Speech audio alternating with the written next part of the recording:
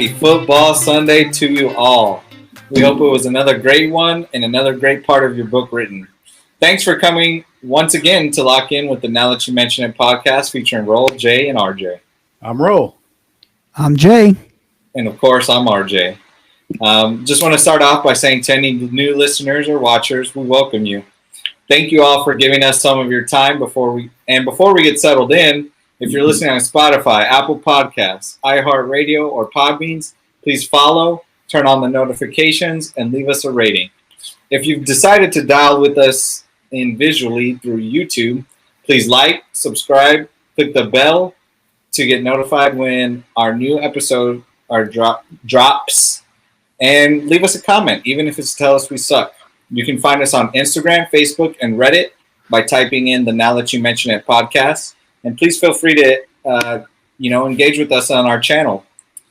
So before we get settled into tonight's show, we just wanted to go ahead and announce that it looks like by a very, very close vote, Spartacus will be advancing in the final round. This was definitely as close as the Parasite Casablanca vote. I was telling RJ, in the background that. Man, the left side of the bracket was a couple of blowouts with Uncut Gems just trouncing Xanadu and Smoking the Bandit, absolutely kicking the snot out of Fish to Say Pittsburgh. But the right side of the bracket, man, was really, really strong. Casablanca and Parasite, very close votes on both of those. And now with the Notebook and Spartacus, man, it was literally separated by 2 votes. It'd have been interesting to see what had happened had this thing, because we totally did it random. Yeah, we just assigned numbers and picked numbers out of a hat. But had the matchups been a little bit more to where the final 4 are Spartacus and Notebook and of course Casablanca and Parasite. I mean, it'd be interesting to see. But hey, that's how these tournaments work out, man. Seeding sometimes is just random seeding, and that's just how it played out. And we really appreciate all the fan participation. We ran a couple of simultaneous polls. RJ ran our Now That You Mention It poll, and then we ran a poll in the in Vaughn's cinema chat group. And then what's funny is that the Notebook won the overall fan voting by a score of 23-21. And those 2, that's right, RJ, 23-21? Yeah, overall. So it was 13-8 on the easy polls, and then you had the cinema. Yeah, 13-10 on the cinema chat group in favor of Spartacus. So 21-23 was the final tally on the. But when you add it in with the scores from the show, it was very, very close. It finished 100.5 for Spartacus against 98.5 for the Notebook. So by the slimmest of margins, man, the Spartacus is going to move on. And I'm not. I wouldn't have been mad if either one of them, whichever one won, because like I said last week, I came out of that without totally hating the Notebook. But hey, it is what it is. And that is surprising, because I was going to say, as RJ had mentioned many times last week, just how opposed you were to the Notebook, and then to finally get your final review of it. Well, that just goes to show that a lot of times we go into watching a movie with a lot of prejudice, especially when you hear people talking about certain movies. So I think what I'm learning from all this is I got to stop going into movies with so much prejudice about what the movie is going to be like, or what the the overall tone of something. Because I honestly thought, just from hearing things about the Notebook and seeing the memes, that it was going to be a total sap fest, and it really wasn't. I mean, there was a good story, a good plot. The acting was not bad. The stars that were in it, I had no idea James Garner was in it until we actually watched it. Sam, one of my favorite actors. I didn't know he was in it until I actually saw the movie. You guys got my opinion, and I got it. Kicked the shit out of me on Facebook about my opinion on Ryan Gosling being better looking than Rachel McAdams. Man, I took a beating on that one. I took just about as bad as beating as the Fisher say Pittsburgh on that one. Damn. Why did you have to go there, man? I don't know. Xanadu took a pretty big beating too. Well, Wow. But we appreciate all the fan participation. We're gonna take a 1 week hiatus from the movie tournament this week, just so that we can kind of reconnoiter. We've had some other issues that we've been wanting to talk about, and this way we can give our upcoming guests. We are going to bring Vaughn back for the show. We're going to bring Stephanie back another week, and then for the final round, we are going to have a round table. There's going to be 6 of us, so it'll be the Roll, RJ, and myself.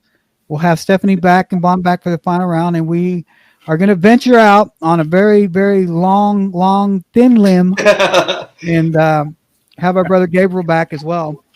We're just going to have to temper his enthusiasm. Did you show him the letter we got from the FCC? Threatening the $5,000 fine? Well, that we're on probation and that one more outburst and we could potentially. All right, we'll lose our YouTube channel. I really don't want to tell him that because he might get that Howard Stern kind of feeling about it and just go all kind of batshit crazy on us. Yeah, maybe you're right. Maybe we better just leave it unsaid. Yeah, just don't tell him nothing. Let's just roll the dice. But so this week is going to be real sports intensive. So I noticed that RJ, your background there, the Dallas Stars. I tell you what, since they're the only team in Dallas currently in the playoffs. Damn. Okay, fair enough. First. Yeah. So let's RJ, give us an update on the Stars because I'm going to be honest, I'm just not the biggest hockey fan in the world. And so I know the Stars came back for a really good Game 7.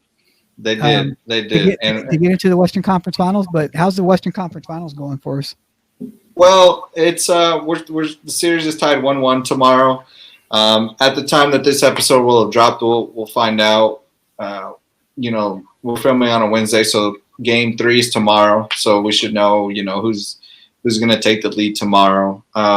But just to kind of go backwards a little bit, because you did mention that you're not big into hockey. I'm not going to lie either. I actually wasn't. I've tried watching it before.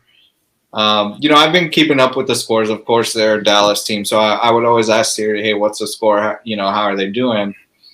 And then after the Mavs kind of got knocked out, I kind of started paying more attention. And so Game 7 was actually the first time I'd watch a hockey game in a while. And, man, it just got me to thinking, why have I not been watching this more? Could have just been a case of, it was a really good game, very high-scoring game as well.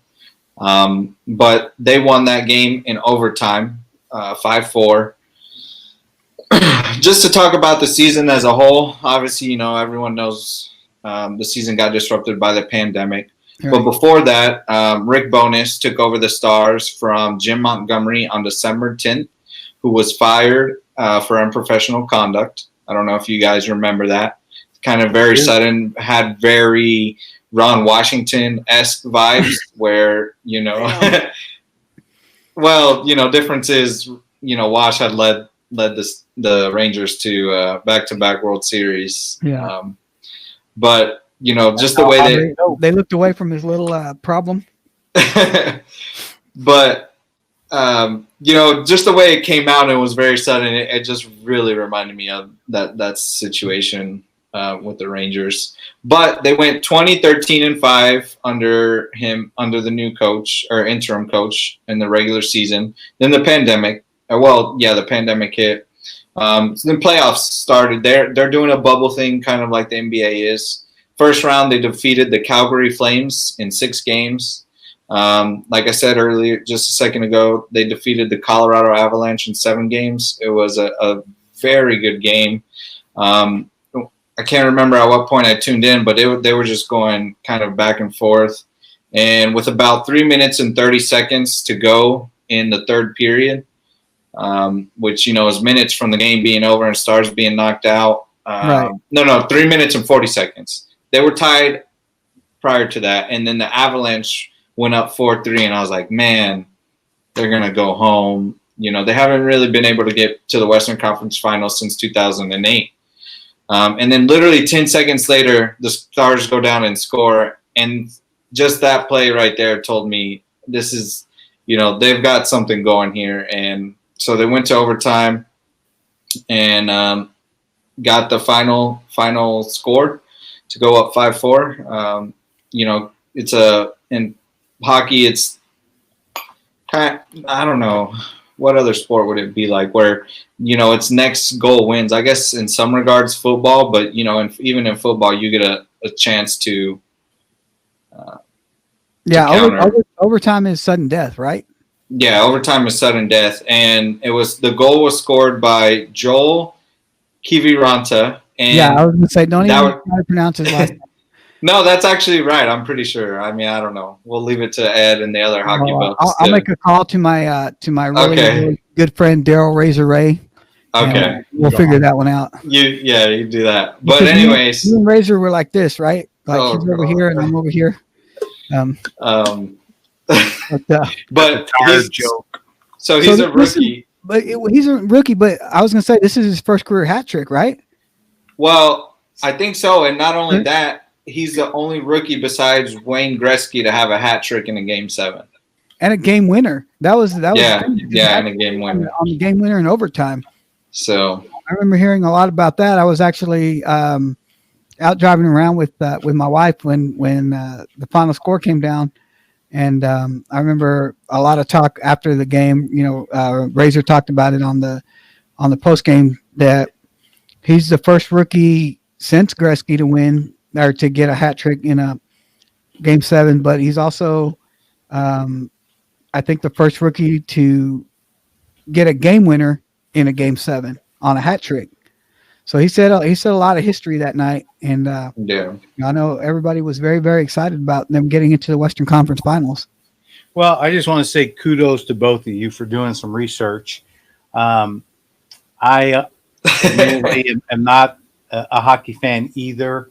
I do check scores from time to time, simply because I want all Dallas teams to do well.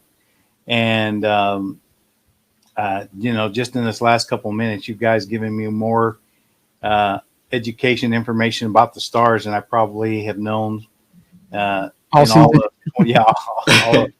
season long. It was pretty exciting. I didn't watch Game 1 on television, but I had it on Gamecast on the ESPN app, and I was watching Game 1, and I started watching, I was following Game 2, because RJ wanted the number to my bookie. He said he wanted to place a heavy bet. He was going to go try to win your my college ring back. Yeah, his SMU ring. Yeah. He felt sorry for me, so he was going to go try and win it back. But I told him, hey, you might want to hold on because if memory serves, Las Vegas, they won the whole shebang last year. And they won it pretty convincingly. So I told him, if the Stars have a really good Game 2, maybe I feel good about giving you my bookie's name. But of course, Las Vegas got beat up a little bit. Yeah. Las Vegas came out swinging hard. So I'm hoping that the Stars come. They answer back, and they make this a good series. I think the Stars. Again, I'm not a hockey expert. I think they got a chance, though. But they gotta play up to their level. They can't. I was watching again the Gamecast mainly, so from what I saw, we were making a number of mistakes and turning the puck over, and for whatever reason, we just couldn't seem to get a one through the net. I mean, it was 1-0, I think, after the first period, or was it 0-0 after the first?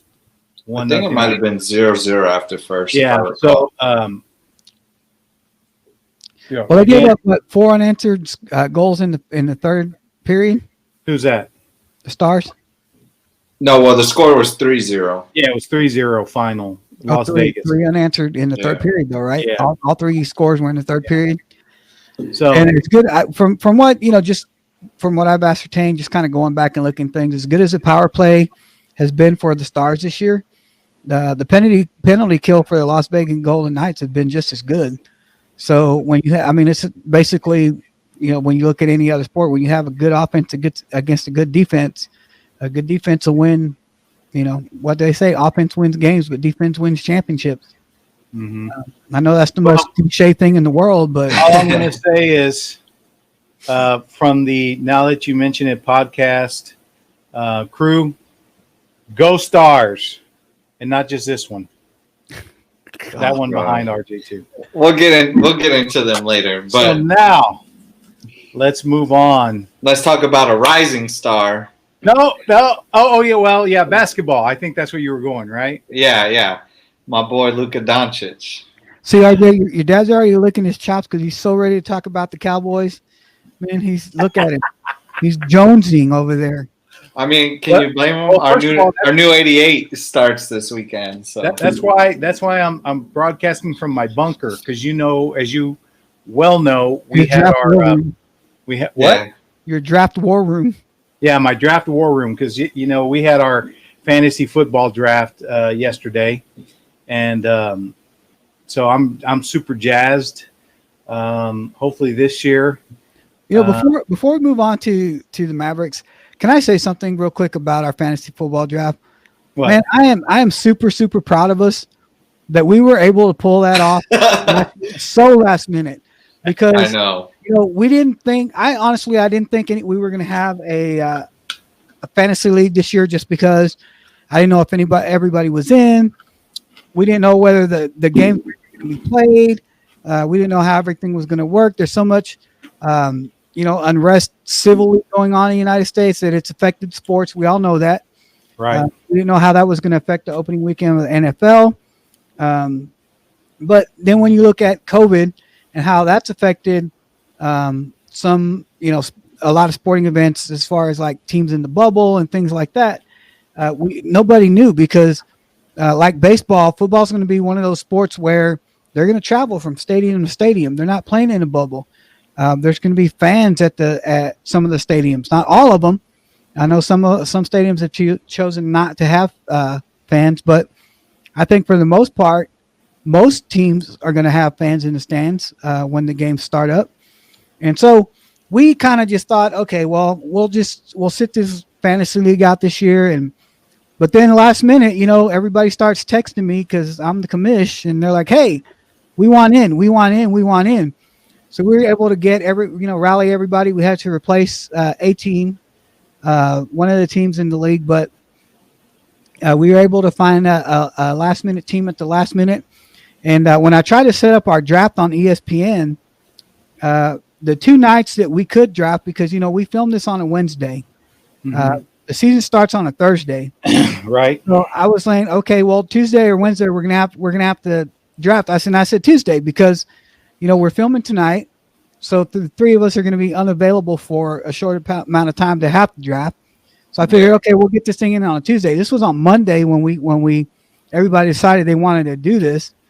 So when I try to set up the draft with ESPN, well, ESPN has certain slots that once they're filled, their system can't handle more drafting. So all the slots were filled for Tuesday. All the slots were filled for Wednesday. So I'm like, well, son of a bitch, what are we going to do? And then I said, okay. I started looking at Monday because this was 7:30 when everybody decided they were going to be in. Yeah. And they had one slot open at 9:00 on a Monday night. So I just kind of texted everybody, said, hey, if you guys want in, we're going to have to do the draft tonight. And man, I'll be damned. Everybody wasn't in the draft and it was a successful draft and we were able to pull it off in an hour and a half. That's fantastic for us, man. Yeah. And it was, I don't know how to put it. I think because last year, I think we drafted in our league first. See, I'm in two leagues again this year as I was last year. And I think last year our league drafted first. And so when we did and this year, my other league drafted first. And there's more people in that league. So when we got to this one and we're drafting, I'm like, man, why is there so much more talent left on the board still? And I'm like, oh, we don't have as many teams. So Yeah. I feel like there's a still good amount of talent on the waiver wires. If need be. A 12 team league? 10. 10? So, Yeah. hey, quick question, Jay, or Commissioner. It's been real tough. Obviously, I still don't have my ring back. Can I pay my entry fee with Kroger coupons? I'll tell you what. If you can find a way to transfer over your gas points, I'm all in. Damn it! Wait a minute, gas points. I need those, homeboy. Hey, you want to?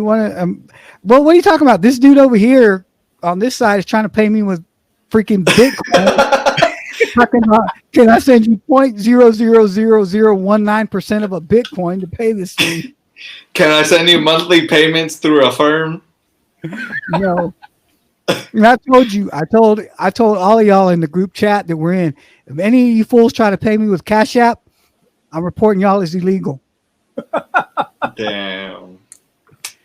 Man, well, there goes some of our followers. I was going to say, why do you got to go immigration, homeboy? Wow. Right? Wow. It's the only way to threaten you two. I can tell our Instagram page is going to drop down to 90 followers now when we were right so close to 100. Well, but no, I agree with you. I thought it was pretty cool that everybody was on the draft. It went very well. A couple of our cousins are already talking shit, and of course, that's the thing we love about fantasy football. Our family. Huh? Reigning champ right here. Just a reminder. Hey, where's your trophy? I was gonna say, go get the trophy from Ed. We're working on that. Hey, man. For like 3 or 4 weeks before I have to take it. What I'm gonna say is, on the next podcast, bring the trophy on so you can show it off and. Oh, okay, that's a good idea. Yeah. And hold on to it for a couple months because it's going to be coming this way this year. We'll see. Big Daddy. The proof is in the pudding. Big Daddy. Right here, baby. Well, getting back to the Mavericks a little bit. Yeah. You guys want to talk about that series? Because that was, a very good series. I got to say, the one thing that scares me about the whole thing, man, is I love Kristaps Porzingis, man. I do. He's a fantastic player when he's right. But are we in for 5 years of injuries with this dude? That's a great question. Is that going to be Luka's legacy? Is that he had to play with an injured Kristaps? I guess only time will tell, bro. I hate to agree with you. I think it is worrisome that, it's just like, for me, the Achilles heel that RJ likes to throw in my face is Sean Lee. Because, I'm a huge Sean Lee fan, but RJ says like he spends more time on the sideline than he does in the game. So, I don't say more. I say, oh, sorry, that was a bad visual. He spends, he's good for about 8 games, so 50% of the season he's going to be out, man. But coming back to Kristaps, I kind of wondered the same thing. I hope maybe it was just, the kind of the weirdness of this season. Yeah. That it doesn't prove out to be long term a major issue. But I also got to say I worry about Luka too, because I give Luka credit. Yeah. To play on a bad ankle and to man up in Game 5 and basically put the team on his back without Kristaps and on a bad ankle.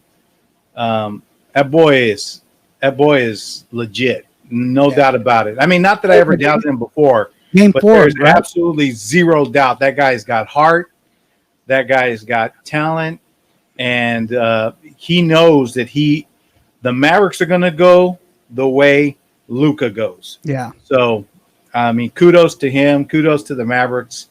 It is unfortunate that, I think there were some BS calls and, there was some, Luka doesn't get the respect he deserves, but yet, that's exactly what I was going to say, but neither did Dirk early on. And then, once Dirk got to his level of, greatness, and everybody recognized that. I think it started to get a few more calls. I think Luka will get there too. Yeah. Yeah. So, well, and just want to talk let's hear about from his biggest fan. Huh? Let's hear from his biggest fan. Yeah. Well, I wanted, yeah, you'll hear from me in a minute, but well, I mean, you're hearing from me right now, but we'll talk about Luke in a second.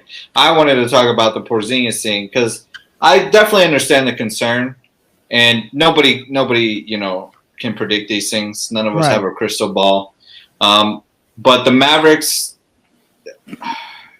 training staff, I guess, is just they're very renowned for their work. I mean, a lot of people thought Tyson Chandler, before he became a Maverick, thought his career was over because of the injuries he faced. And look what happened. I mean, we ended up going to the championships. Now, each case is different. The good thing is this wasn't the same injury from before. Yeah. This is a different injury.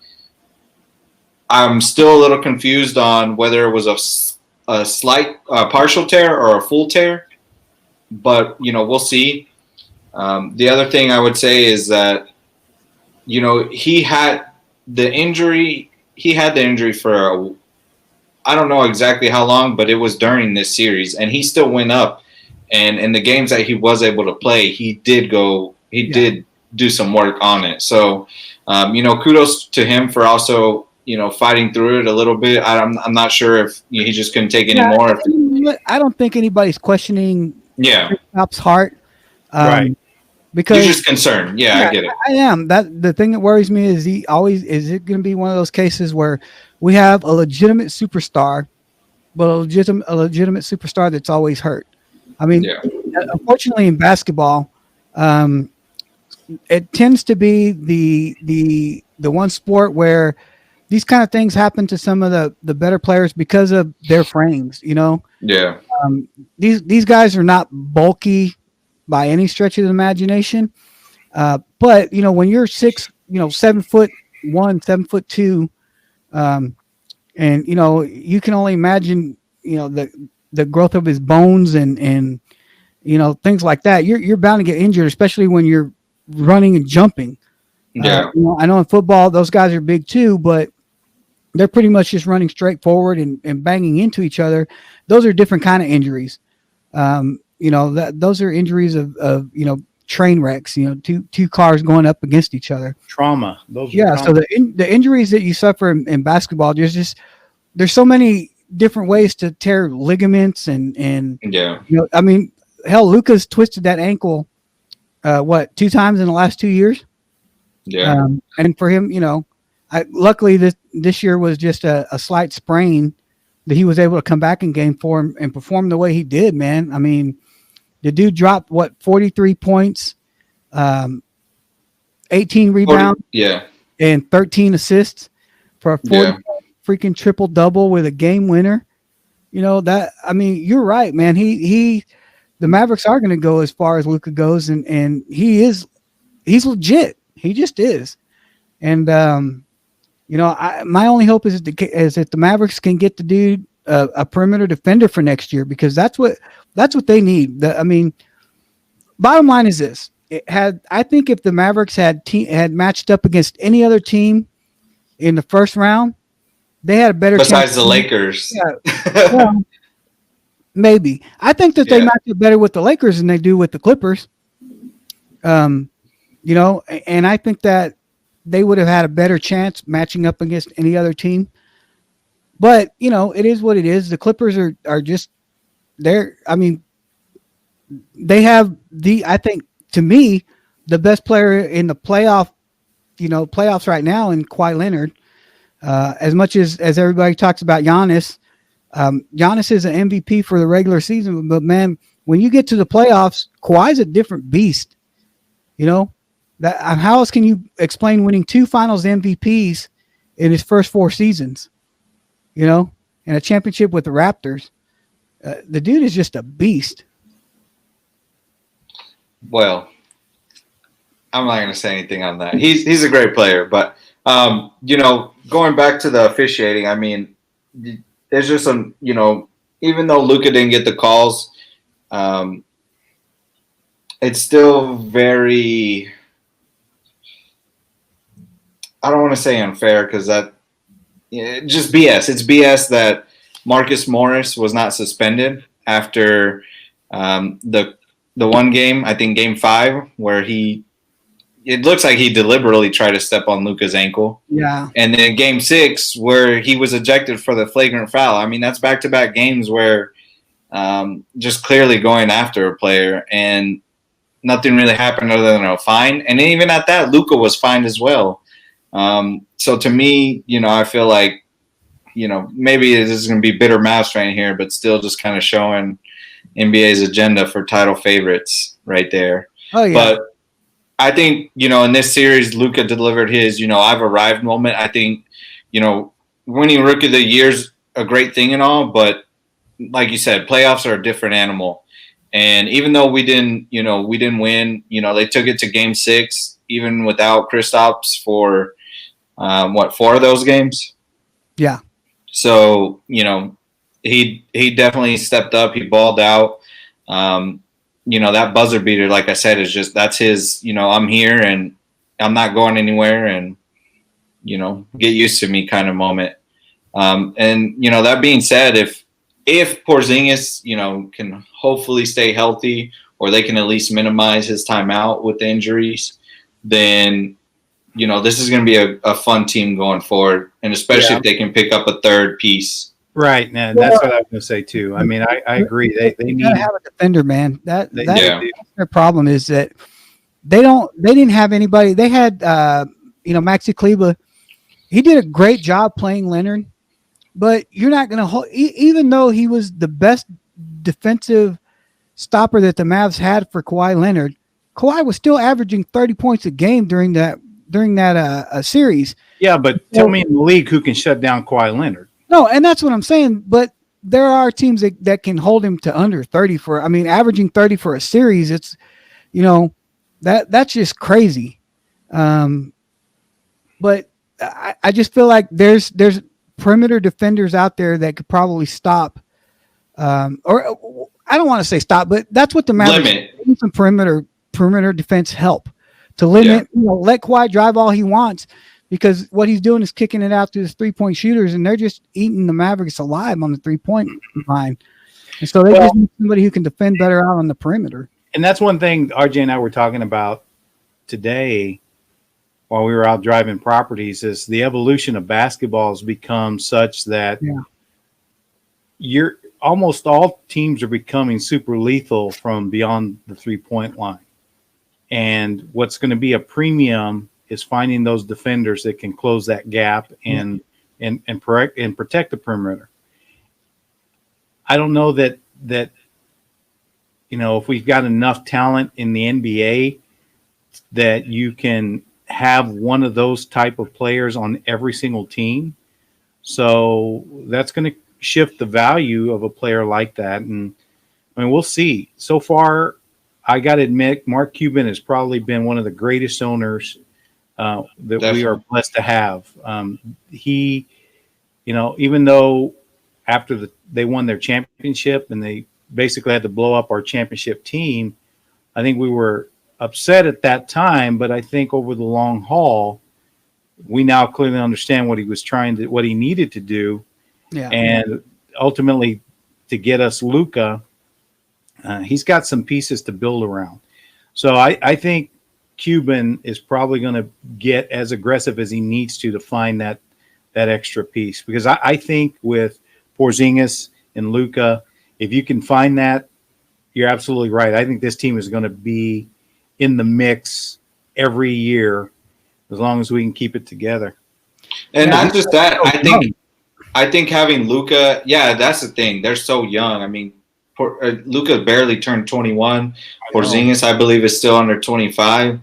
So, I think the different, I know in the past we've always been that, well, what if we could get this big player? We should hold out for, Dwight Howard, and it never really worked out. And thank God it didn't, because we probably might not have Luka if those things had happened. But, I think now, and the other thing about that is, Dirk was getting older. He wasn't prime Dirk. So I think even though we had, he was still an all-star, and, he could still, put up a good amount, high 20s or 30s a game, people knew it was just a matter of time. And so, do you want to end up? Dirk was never really a strong defender. So yeah, what you gained in his ability to score, you gave up in defense. So yeah, and that's what I was.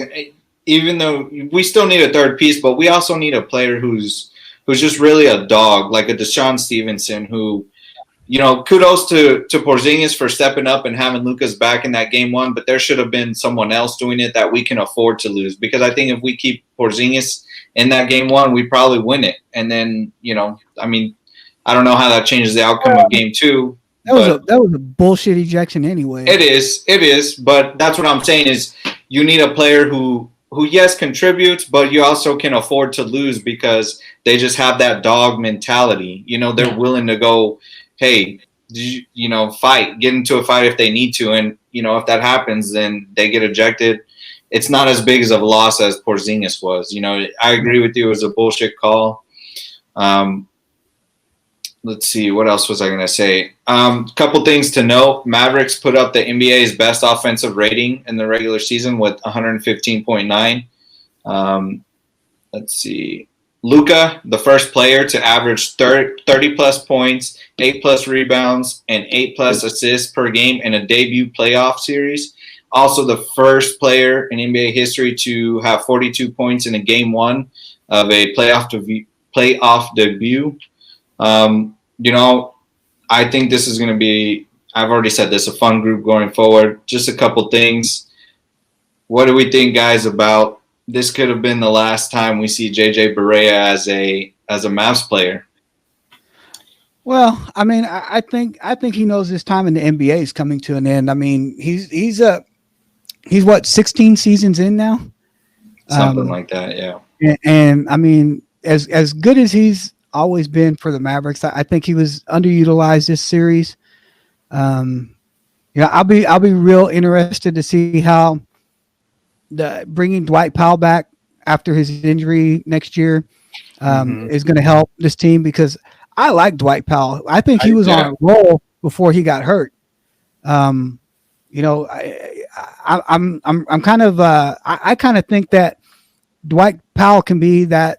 He may not be a third superstar, but when you look in terms of big threes, when you guys looked at, when I compared the Miami Heat with LeBron and Dwayne Wade, and then, what's his name? Chris Bosh. Yeah, Chris Bosh. And you guys told me that Chris Bosh wasn't on the same level. I kind of feel that way about Dwight Powell. He may not be on Kristaps and Luka's level, but I think he can be a high level asset for this team. I like Dwight Powell. Especially playing on the inside. He's a force. He has that dog mentality you're talking about, RJ. I mean, he's a good defender in the interior.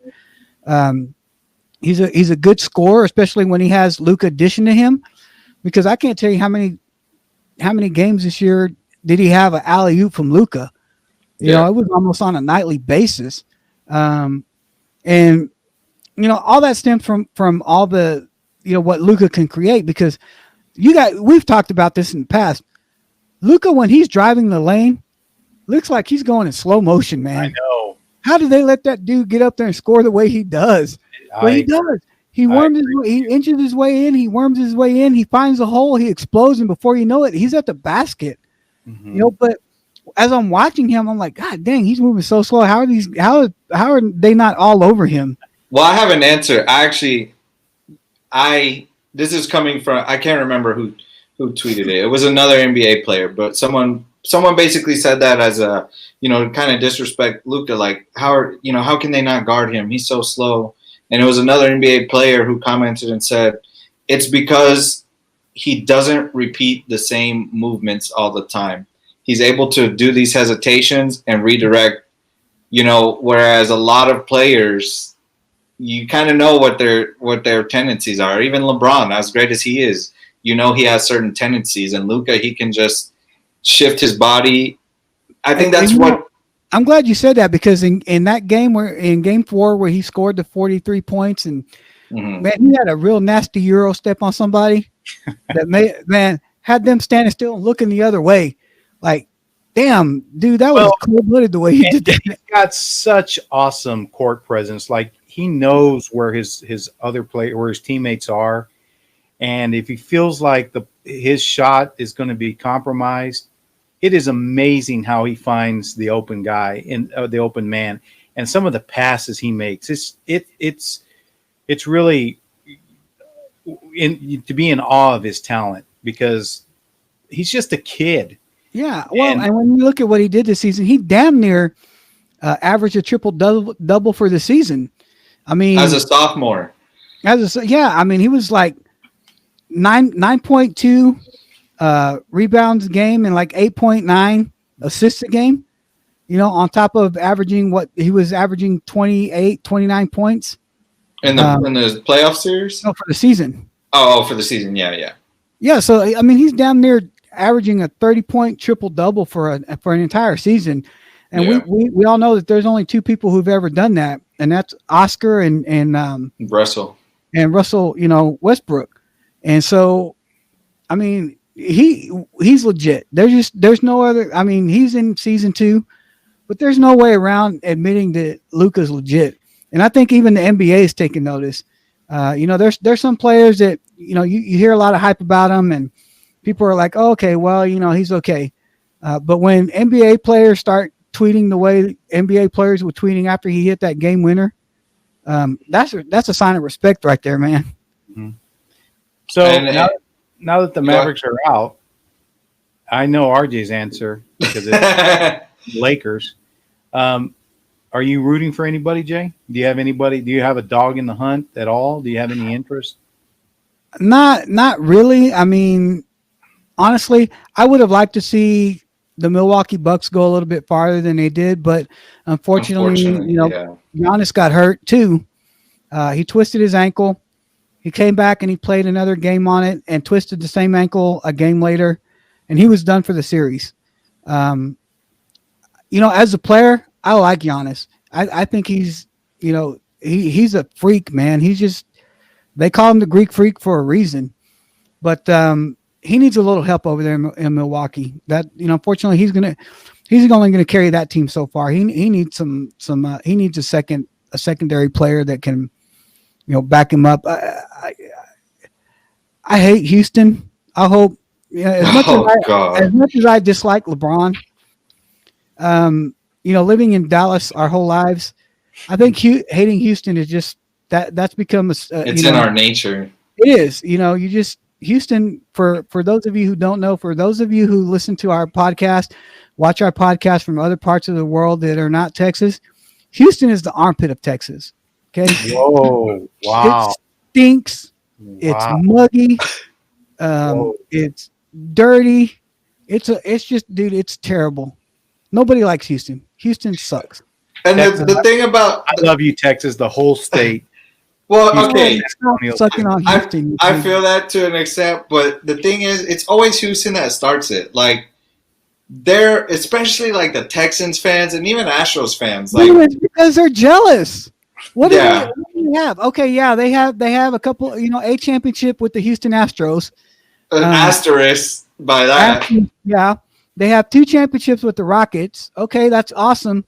But what else do they have? What else? Yeah. They don't have anything else. You know, their football team is ridiculous. So ridiculous that they moved and they had to get a secondary football team. You know, the Rockets haven't been good since Hakeem's left. You know, Hakeem Olajuwon, hey, and I love Hakeem, dude. Hakeem's awesome. But, you know, ever since Hakeem has left, the Rockets have been, and dude, you know what? I could give a damn about Russell Westbrook and that sorry SOB James Harden, dude. I hope somebody takes his kneecaps out. I hate that dude. Wow. What's his name? Michael Morris? RJ, what's his name? No, the one on the Lakers is Michael Morris. Yeah. No, the one on the Clippers. That's Marcus. They're Marcus twins Morris. though. I hope he steps on James Harden's feet the way he try to step on Luka's. Wow. Whoa, you know, man. If he breaks James Harden's foot, yeah, I'm not gonna cry.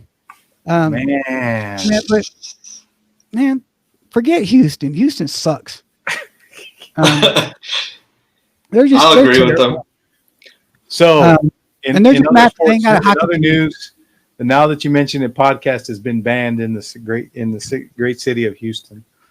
Okay, I first of don't all, know let's about call the it a great great. city. Yeah. Oh, Call wow. call it a city. We've been banned in the city of Houston. How about that? Don't be calling Houston great. There ain't nothing great about it. The only thing good about Houston is I-45 coming back to Dallas, baby. Oh snap! Damn. So yeah, if Houston goes out, if the Lakers trounce Houston, I won't be mad at that. Honestly, I wouldn't be mad if the Clippers, take in the Western Conference Finals. As much as animosity as I'm feeling towards their team for what they did to Luka, I like Kawhi Leonard as a player. I think he's a good player, man. He's got a solid all around game. He's a good defender. He can score. He's a quiet leader. He's not really outlandish. He's not LeBron James. Has to be the king of the Lakers. Has to be the king of the NBA. But he's good. Bron over there. When you have the word "the chosen one" or whatever he's got tattooed on his back from the age of 15 or 16 or whatever, you're thinking he's God's gift to the NBA. I wouldn't mind if the Clippers take him out either. Oh, Well, you can keep dreaming because he's on a mission this year, and I mean, let's be honest. It was Sports Illustrated who crowned him as the chosen one. That's why he went and got that tattoo. But anyways, the great LeBron James, most winningest playoff player of all time as of last night, 162 wins in the playoffs, most playoff points ever. So I think you're in for a surprise. I think that he's going to win his 4th championship with 3 franchises this year. So that's who I'm rooting for. Even if they don't, I just don't want the Clippers to win it. Anybody else but the Clippers. There's just something great about them being the laughing stock of the NBA, talking all that shit and never even being to a finals. Something's just great about that. But also, I don't know, man. Just the way that they talked about Luka, not even aside from Marcus Morris. I mean, Paul George and most recently Patrick Beverley saying that Luka flails around a lot when he was describing how Luka's game is similar to Jokic in Denver. Just things like that is like, dude, they're already out. Why are you still worried about them? For me, that's. Well, the fact that they're already out and they are still worried about him tells you something. That next year they have to look out for the Mavs because I think that's stuck in the back of their mind that, hey, he's coming back for a 3rd year and he's going to be even better than he was in his 2nd year when he was even better than he was in his rookie year. Yeah. I mean, he's young and he still has a lot of room for improvement. As good as great as he's been these last 2 years, it's scary to know that he has room for improvement. Yeah, and I mean, I do believe he's going to win MVP in the next 2 years. Oh yeah, I have no doubt, man. But getting back to, that's what I was going to say. Is there anyone you're cheering for? I think I'm going to go for the Mavericks. Oh God. Anyway, so now let's talk about everybody's next favorite sport, baseball. How about them Rangers? Jay. Okay. Yeah, they're on fire. Next topic. The Cowboys next year or this year, I think are going to be. Wait! No! I said the Rangers, Texas Rangers. Mr. Baseball over here. Wait, hold on. Wrong way. Wrong way. Over here, Mr. Baseball, the guy who used to give me the hardest time because I was not a baseball fan. He would always bitch at me about not following baseball. And I finally get into the baseball, and now he's the first one to jump off of the Rangers bandwagon. Let me tell you this. What kind of BS? I'm gonna tell you 2 things about the Rangers, and this is all you need to know. Okay. A, when Nolan Ryan left the Rangers, when he walked out of his office for the last time, he said he put the biggest Texas curse on them. He said, a pox on your cattle. A pox on your horses, and a pox on John Daniels. And I'm going to tell you something, dude. Until the Rangers get rid of John Daniels as a general manager, they're not winning shit, dude. Whoa! He is a terrible general manager. I mean, hell, he's RJ's age and he's managing a professional baseball team, and he shouldn't be. You know, I think he's older, but okay. I know that's a slight exaggeration, but my point is, he doesn't have the experience to be a general manager. To me, you can't jump from being a scout, a secondary scout, So to being a GM. So you're saying it was Nolan? Nolan built this team, dude. The I was just making sure. The reason why the Rangers made it to 2 back-to-back World Series was because Nolan Ryan was at the helm of this whole thing, dude. John Daniels didn't build those teams. Nolan Ryan did. And the minute he walked out of the Texas Rangers, he was talking in another language in I don't know what curse, ancient Egyptian curse he put on the Rangers, but they're never going to win until John Daniels is gone from this organization. And that's all I got to say about the Rangers. you said two things. That was one. No. Oh, one was that Nolan Ryan put the curse on, and the second one is that the Rangers are not going to win until they get rid of John Daniels. Okay. I thought they were one deal. All right, RJ. So, well, anyways, let's talk about another, I guess, dumpster fire going on. What? Oh, I thought we were going to talk about the wildfires.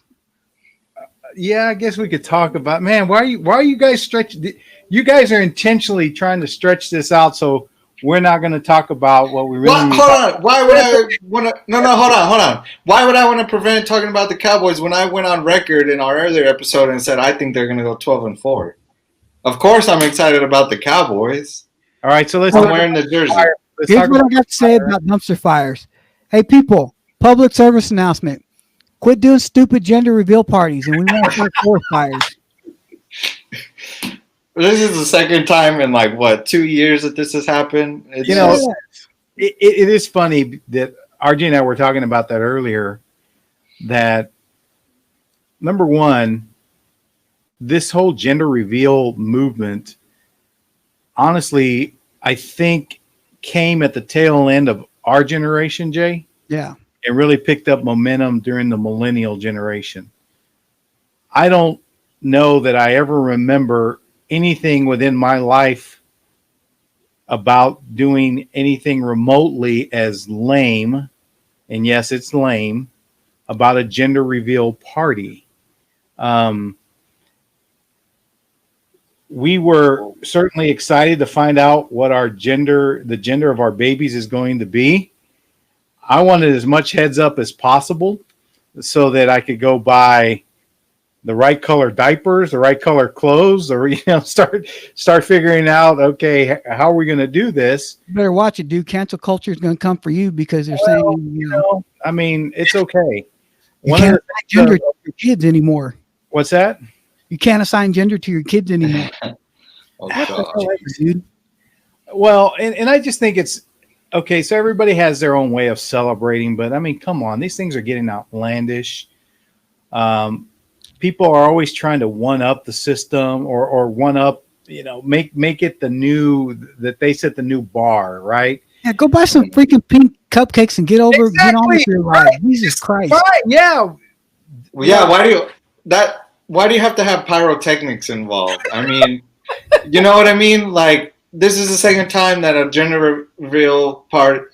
Did they not hear about the first one? Or I just, especially because it was in the same state, and it caused millions of damage. It just seems like, maybe they live under a rock. I don't know. But I think the more important thing is. But it is scary.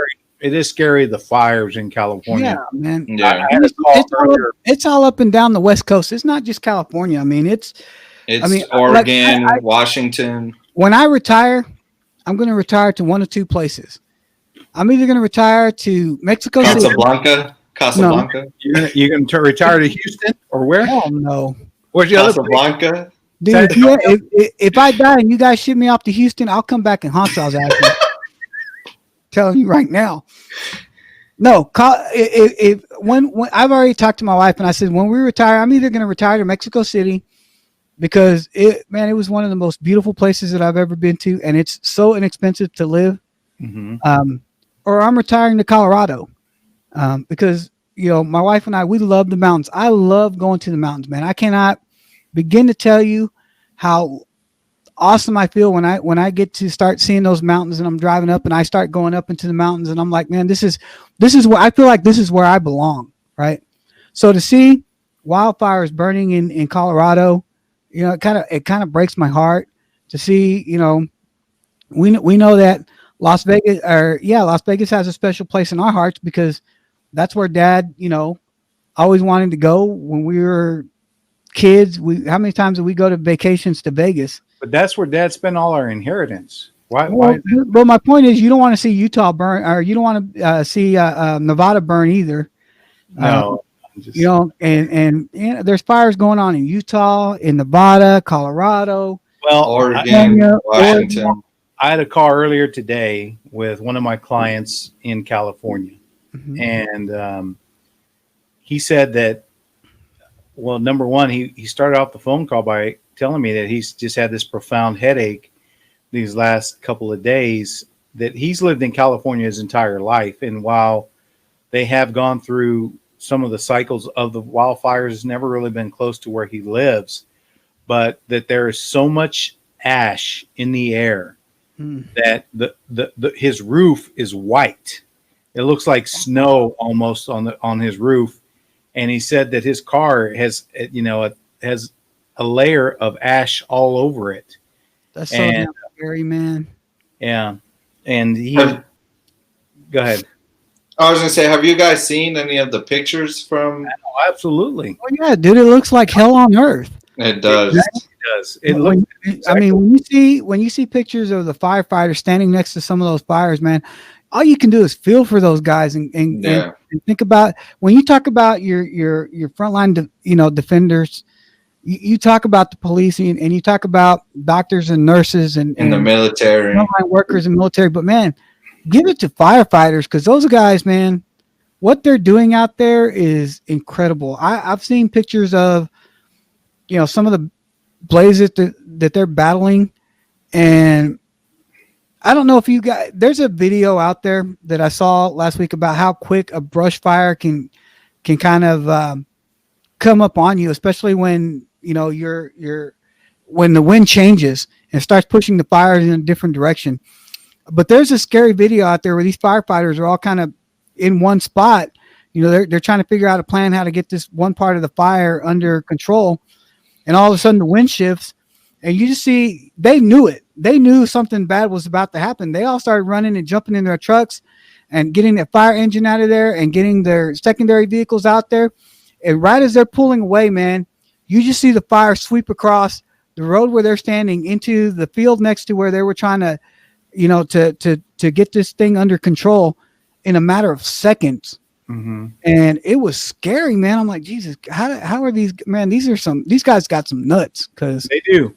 They are courageous beyond courageous, man. Those guys, number one, just to know that, I mean, even serving in the military, I think you always know there's a risk of death, right? That every day could be your last day. But knowing that you're basically going into an area and being surrounded by fire, and so many ways that you could die: suffocation, of course, being caught in the fire and burning to death, falling debris, trees, whatever, things that as they burn, they collapse. Well, and the scary thing for those guys is, if those things don't kill them, there's always a chance that they're going to get cancer from breathing in the smoke, or the chemicals that they're used to putting out the smoke. I mean, when you think about the secondary ways that these guys can die, it's not just about the fires that they're fighting, man. This is stuff that they're going through to have to fight those fires, having to inhale some of those chemicals that they're using to put out the fires, or the smoke inhalation that can cause lung cancer for these guys. It's just, oh God, I don't even want to think about, it's so horrible to think about. Well, kudos to them again. Yeah, that's what I was going to say. We'd be in far worse condition if we didn't have people like that to step up and and get out there and try to do what they do. And it is unfortunate that a lot of Americans are, with COVID, with this uncertain political climate that we're in, with the divisiveness of what's going on within our many communities, both economically and racially, then to have something like this too, just to be a profound backdrop and it's heartbreaking. It's scary.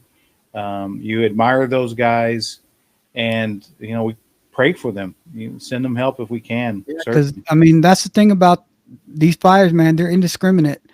They don't care whether you're rich, poor, black, white, yellow, orange, or green. They're going to take you if they take you. Yeah, and just to get into a little bit of the specifics. So that gender reveal has burned more than 10,000 acres since Saturday. There's currently 87 large wildfires burning across the U.S.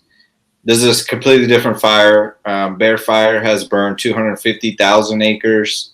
The governor of Washington said that 330,000 acres have burned, which is more than what has burned in the last 12 fire seasons. The Bobcat Fire that began burning less than 25 miles from Los Angeles has grown to 10,344 acres burned.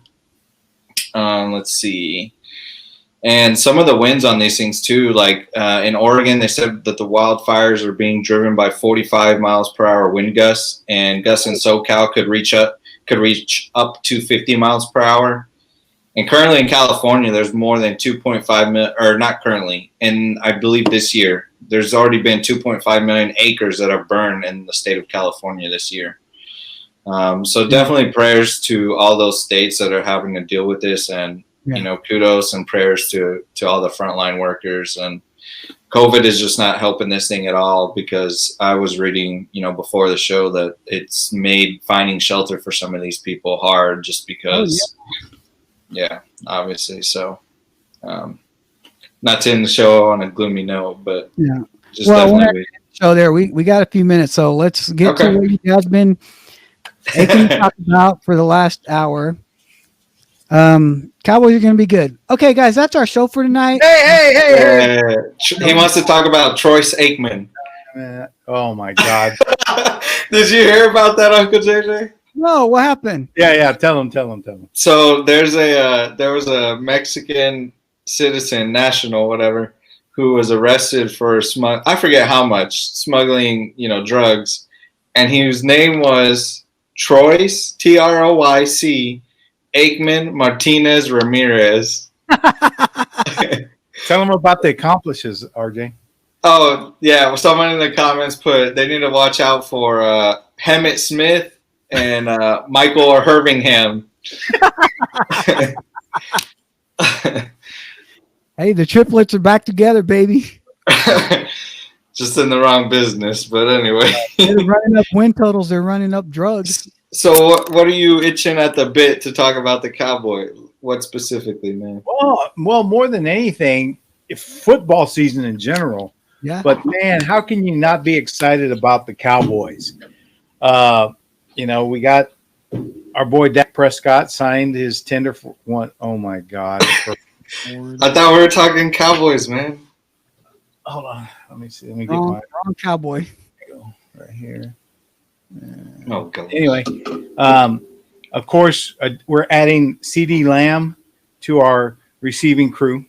I think our defense is going to be really much better this year. And most importantly, above all, I'm so happy we're going into the season without Jason Garrett. Oh, God, yes. The redheaded clapper's not, that's not your dude. Yeah, I'm real excited about I want to see how Mike McCarthy's going to handle this. Yep. I know Kellen Moore is our offensive coordinator, but I got to wonder how much of the offense he's actually going to call. Mike McCarthy is a he's an offensive coach. He what he did in Green Bay was nothing short of spectacular. I think that I'm like you, man. I'm just glad we're not going to be listening to the Jason Garrett press conference after every game, and got to listen to him talk about the process and you know and how in all three phases of the game. And let him do that. What a beating. Right. I mean, definitely interested about CD. I'm really hoping Zeke bounces back this year and has another strong year.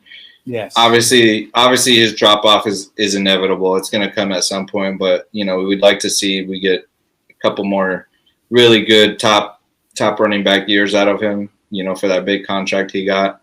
And let's see how this thing runs under a new head coach. It's going to be weird also seeing Jason Witten in a Vegas Raiders jersey this season. But more importantly, thank God Jason Garrett is gone. It's been, I don't know what, 8 years too long? 8 years of 8 years of too much of that crap. Yeah, so couldn't have come sooner, so, in my opinion. RJ's already gone on record saying Cowboys are going 12-4. Jay, any revisit of what you think the Cowboys are going to do? 8-8. Wow. Whoa. For someone who loves to shit on Houston. I'm this close to disowning you as a brother. Just needling your dad in there. No, I still think Cowboys finish 10-6. They have a hard schedule this year. They do. I think that they'll make the playoffs. I think 10-6 wins this division. The team from Washington, which we don't have a name. The Washington football team. That's their name. The Washington Redskins. Who? Oh, God. You can't say that anymore. Yeah, dude. Cancel culture's going to come for you. They're not the Redskins anymore. F it. The Redskins are going to suck. The Giants, man, Jason Garrett's taking them down like the Titanic. Damn. He's gonna run that quarterback that they have up there. What's his name? Donnie Osmond. What's their quarterback name? Daniel Jones, but I don't think there's much to ruin there. Him too. And Philadelphia. Carson Wentz is going to get injured again. I was going to say the only competition they're going to have is from Philadelphia, but Carson Wentz will get hurt in Game 4. He'll make a comeback in Game 10. He'll blow out his other knee in Game 11, and he'll be done for the season. All good worried about the Eagles. All good things. Well, but they still got. I mean, they'll win the NFC East, but man, the NFC West is the stacked division in the NFC. Man, you still got to get past the 49ers and Seattle. Hell, even if you make it to the Super Bowl, I mean, you still either got to beat the Chiefs or probably the Ravens. One of those is going to be one of those two, I think. So it ain't going to be easy. You don't think the Buccaneers have a shot this year? Oh God, dude, get out of here! They got Brady and Gronkowski. Yeah, but they didn't get Belichick. That's the most important one. I feel bad for all the people who drafted Brady and Gronk in their fantasy drafts this year, thinking those two idiots are going to pull anything off over there in Tampa Bay. We all know that Belichick was the brains of that whole operation up there in New England. How many times did he prove it when Brady would go down and he'd take a no-name quarterback and turn them into superstars? I know. I'm a little interested to see what he does with Cam Newton. I want to see how that plays out. Well, I'm just saying I'm interested to see. I didn't say I was expecting much. Yeah, he's got to get Cam Newton out of that run-first mentality. Yeah. That's why I think Julian Edelman's his productivity is going to drop this year, just because. Oh, yeah, I agree. Because Brady was all about finding. Brady wasn't very mobile, and his job was to find his receivers, and Edelman was his favorite target. That was his little, that was his JJ Barea over there. But Cam Newton's he's a whole different mindset, man. He's a run first quarterback. He's not a pocket passer. He can be good. He can be good in the pocket when he wants to be, but he's got to get out of that mindset of, hey, I need to gain yards here. He's got to trust and I think that's one thing Belichick's going to have to, beat out of him is to say, hey, you're not going to run. You got Edelman as a weapon over here. You've got, a couple of, I think what Brady was able to do last year with the crappy receiving core that he had is a testament to how good Belichick's system was. And I like I said, I feel bad for those people that drafted Brady and Gronkowski thinking they're going to be the New England South down there in Tampa Bay. Well, good thing is the season's about to start, and we'll get to see. Amen. All right, take us home. Well, that's our show for tonight. We appreciate everybody dropping in. Again, if you're watching us on YouTube, go ahead and give us a like and subscribe down at the bottom. Click the little bell so you get our notifications. Don't forget to listen out on Podbean, Spotify, Apple Podcast, and iHeartRadio. Right. Don't forget to hit up our social media pages. Go ahead and give us some love over on Facebook, on Instagram, and let's get some love for our subreddit. Yeah, and check out my post on Reddit too. He finally posted something on social media after a 20-year hiatus. And guys, the Now That You Mention It podcast movie tournament will be returning next week with our second round. We will have our guests back for the second round tournament. Vaughn Franklin will be joining us. Stephanie Fuller will be joining us again. And for our final round, we're going to have a round table with all of our reviewers, and hopefully you guys can tune into that. But thanks for giving us your attention tonight. Thanks for another great evening, guys. Good stuff. I know that taking a break from the movie tournament has been I know we've been wanting to do it, because there's other topics we've been wanting to talk about, but we really want to get sports intensive here because we miss it. And I think that the last time that we actually talked about sports, the sports barely started kicking back in, and you had a couple games under your belt, but everything's in full swing right now. Football season's starting up. Basketball playoffs are going on. The hockey playoffs are going on. You got tennis. You got the Tour de France. You've got golf every weekend. I think right now we're so sports heavy. We're getting payback for all those weekends when we didn't have sports and we were complaining about it. Yeah, we're getting our fill now. So, thanks to everybody. Thanks for listening, and thank you to Jesse P, because we couldn't do this without you, sir. Go Cowboys! Go Stars! Go Jesse P. All right. See you boys later. Have a good night.